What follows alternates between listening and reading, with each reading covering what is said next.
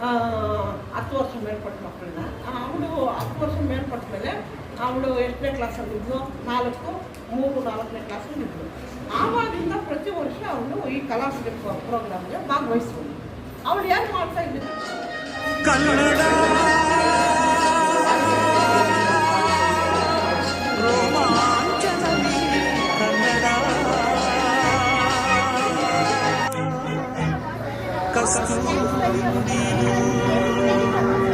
ಕರುಣಾ ಮಣ್ಣಿದು ಚಿಂತಿಸು ವಂದಿಸು ಪೂಜಿಸು ಪೂಜಿಸು